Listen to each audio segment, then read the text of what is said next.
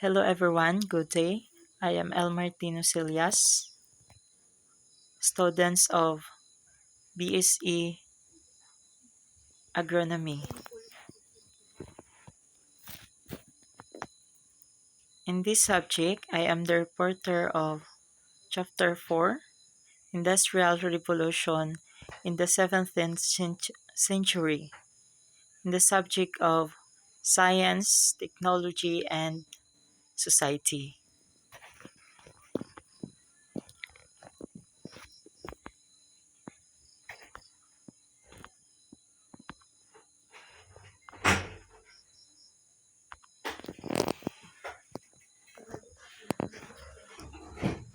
So these are the chapter outline.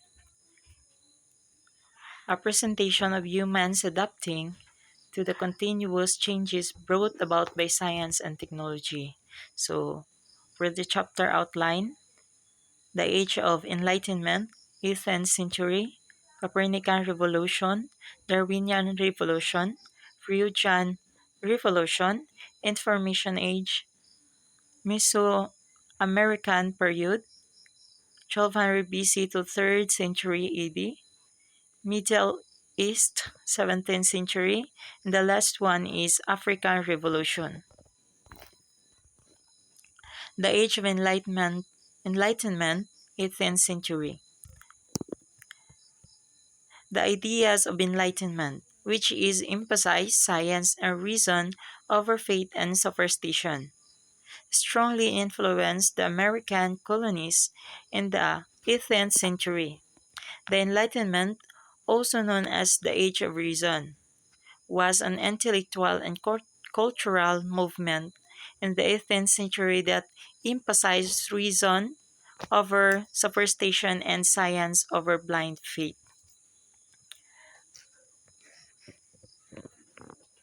Next, Copernican Revolution.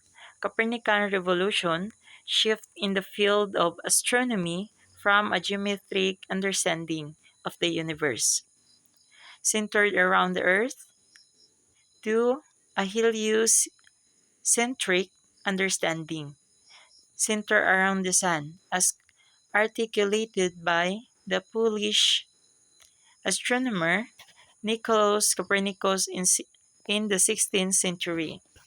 This shift marked the start of a broader scientific revolution that set the foundation of modern science and allowed science to flourish as an autonomous discipline within its own right. So, Aristarchus, year 310 to 230 BC, Greek, the first to propose the idea that the sun was the center of the universe. So these are the Aristarchus proposed about the universe, that the sun was the center of the universe. Hipparchus, 190 to 130 to BC, Greek, considered to be the greatest astronomer of the ancient times, measured Earth's distance to the moon, and he also discovered the wobbling of the Earth. So these are the Hipparchus proposed. And the next, Claudius Ptolemy used Hipparchus' observation to develop the Ptolemaic system, which describes the Earth as center of the universe with sun, moon, planets, and star revolving around in a circular orbit. Nicolaus Copernicus, 1473 to 1543, Polish, concluded that the sun and not the earth is the center of the universe. Galileo Galilei, 1564 to 1642, Italian, supported Copernican model of the universe. and Johannes Kepler, 1571 and 1630, German, formulated the three laws of planetary motion. Next is Darwinian Revolution. Charles Robert Darwin, 1809 to 1882, is a biologist who was known for his work on evolution and the process of natural selection. He studied divinity in the Cambridge, where he met Adam Sidgwick and the naturalist Jan Herslow, who brought back in his interest in biology and geology. With teaching the Church of Influence of Herslow, Darwin also rejected the idea of landmark that acquire characteristic and inheritable. His fate altered his 5 years mapping expedition with the British Army in 1831, headed by Vice Admiral Robert Fitzroy.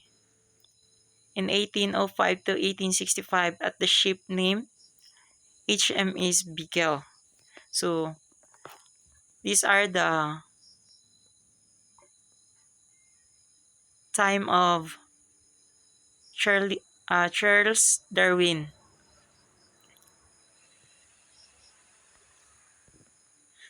So there are three evolution explained by Darwin. So first, production and variation. Some species produce many offspring, but not all of these young will survive. It means that not all the offspring do not have the characteristics to survive in the environment. So, and next, competition and selection. Competition may or may not be direct, but the idea is always in survival of organism. The organisms that survive more likely reproduce with transfer their characteristic to their offspring. And the last one is environmental changes. The environmental will not adjust for the organism, but rather it is always the organism that will change to adapt the environment. So these are the three evolution explained by Darwin. Freudian Revolution. Simon Freud, 1856 to 1939, explained how human minds work and cure its mild mental illness. He called this method psychoanalysis, and that mean and its main goal is to make unconscious and conscious. He also developed the topographical and structural of the mind to basically explain the sources of human behavior. So there are three. First, conscious mind consists of thoughts that focus on the present state of the mind. Preconscious mind consists that what can be retrieved from the memory. Subconscious mind consists of primitive desires, wishes, or impulse which is mediated by the preconscious mind. So these are the works of uh, Simon Freud about the conscious and unconscious and subconscious mind. So these are the structural model of the mind. The structural model of Freud elaborates his topographical model, which is preconscious mind divided into super ego, and id. So there are three. First, ego drives a socially acceptable way to satisfy the demands of id, as it operates the conscious and unconscious mind. And it comprises eros, the life of survival instinct of man, and thanatos, the death or destructive instinct of man. And the last one is superego, operates based on the principle of morality that drives man to become socially responsible and behave in one acceptable manner. It basically means that superego drives man to follow the rules and resolve the conflict between the ego and the it. Information age. People view communication as one of the most important tools in understanding society. Communication is defined as the act or process of using words, sounds, signs, or behavior to express or exchange information to express ideas, thoughts, feelings, etc. to someone else. Most of us believe that the beginning of information age is the time when computers were made available to people, since computer is the greatest tool used to access world wide web.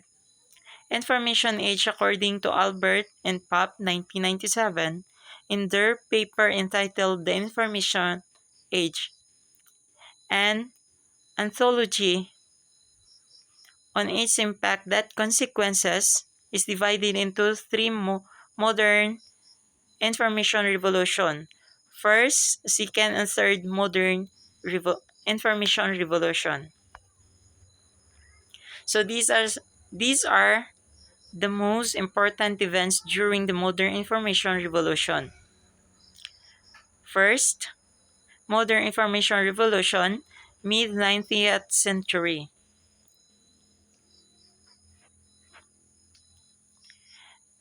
First, the invention of telegraph by Samuel Morse, 1791 to 1872. The telegraph revolutionized long distance communication.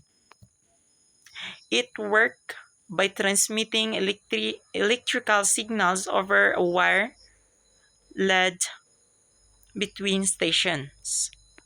And the next, Alexander Graham Bell, 1847 to 1922, patented the first tele, uh, telephone. Alexander Graham Bell invented the telephone and made the first wire transmission of intelligible speech. Bell secured the patent for the device, and in 1877, he and two inventors,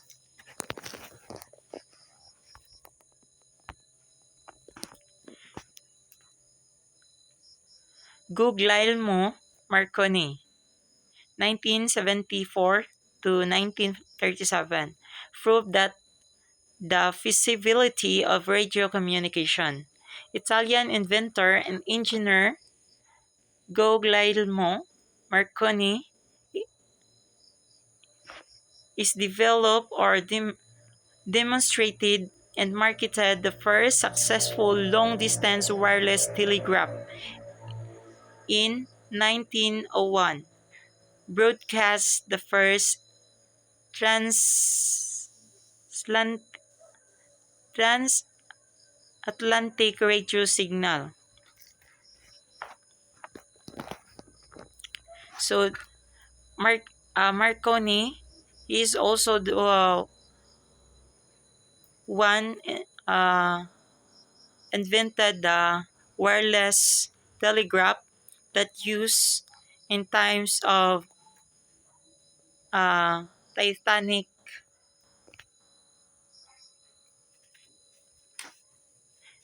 So that time, using the this uh, developed wireless telegraph, he he helped many people and he saved many people. Second modern information revolution, mid 20th century. Lee DeForest, 1873 to 1937, early generation computers were made available to everyone. So this American inventor of Odeon vacuum tube, which made possible live radio broadcasting and become the key component of all radio. Telephone, radar, television, and computer system before the invention of the transistor in 1947. Although De Forest was bitter over the financial exploitation of his invention by the others, he was widely honored as the father of radio and the grandfather of television. So this picture is showing that he was the first uh, American inventor of Odeon vacuum tube. Fellow Taylor Farnsworth, 1926 to 1931. Television as one of the best communication tools. American inventor who developed the first all-electronic television system. Farnsworth was the technical prodigy from the early age.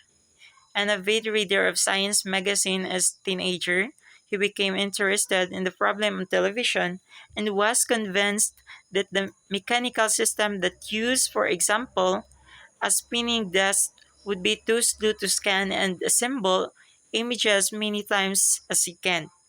Only an electronic system could scan, assemble an image that fast enough. And by 1922, he had worked out the basic outline of electronic television. So this one of the example that shows of picture of Philo Taylor Farnsworth and his invention. Sergei Korolev, 1957. Artificial satellites were built and linked the world. Sergei Korolev is credited as being the founder of Soviet Union space program. During his tenure, the Soviet Union saw many space firsts. These included the first satellite, Sputnik, 1957, the first human in space, Yuri Gagarin, 1961, and Luna 9, the first spacecraft to achieve a soft landing on the moon in 1966. So this is one example of picture of Sergei Korolev and his invention. So Claude D. Shannon, 1916 to 2001, quantified information and measure it in bits. Shannon is credited the invention of signal flow graphs. In 1942, he discovered the topological gain formula while investigating the functional operation of analog computer. Generally regarded as the father of the information age, he formulated the notion of channel capacity in 1948 AD. So this is the picture of Claude Shannon and one of his invention. The third modern information revolution, 1980s. The world the third modern information is labeled as knowledge revolution. This period is the only about the development of communication related technologies that improve society. So this modern information is exists until now. And this is the new development of technologies in our society. Mesoamerican period, 1200 BC, the 3rd century AD. The term Mesoamerica comes from farming Greek word meso, meaning in the middle. This period is characterized by the following civilization: Olmecs 1500 BC to 400 BC. The top of society are priests and noble who live in ceremonial centers. Normal people live in farming villages around curved colossals hits from volcanic rocks as portrait of rollers. So this is one the example of colossals volcanic colossal hits from volcanic rocks. So the height range is 1.9 to 3.4 meters, and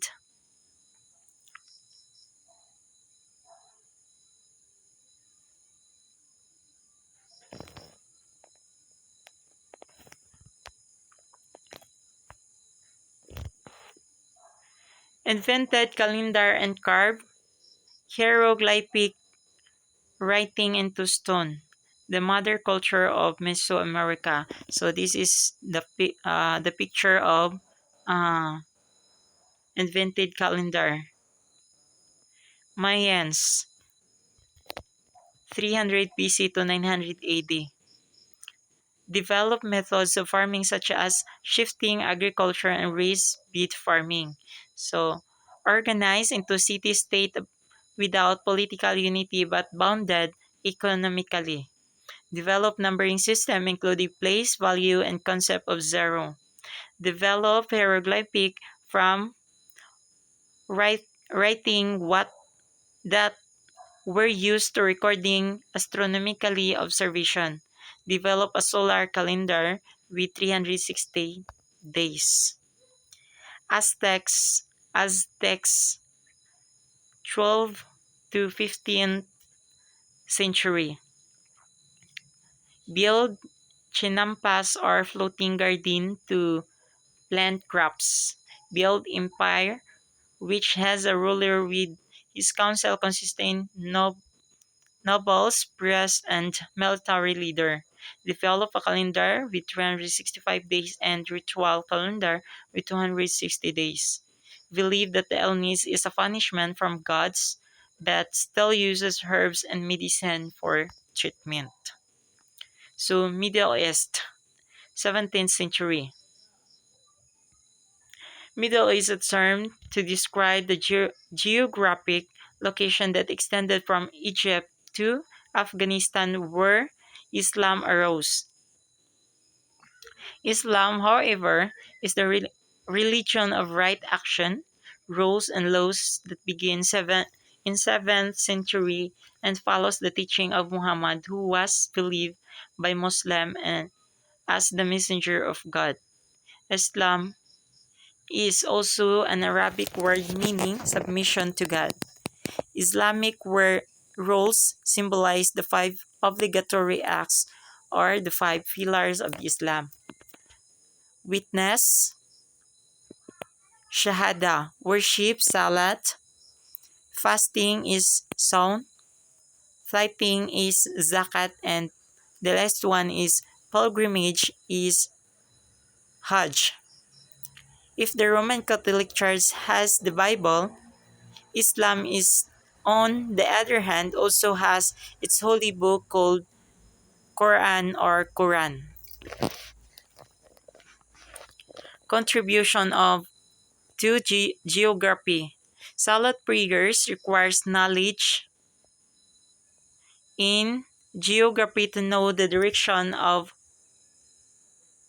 Qibla, the direction that should be faced when Muslims pray. In 1166, Al-Idris produced very accurate maps, including a world map that has continent, mountains, rivers, and famous cities. Al-Modishi, a geographer, also produced and accurate the colored map. Muslims are great navigators for the expedition of other countries. Ferdinand Magellan and Christopher Columbus imported Muslim navigators. Contribution of mathematics. Muslim invented a symbol to express or an unknown quantity. Made use of zero and decimal system.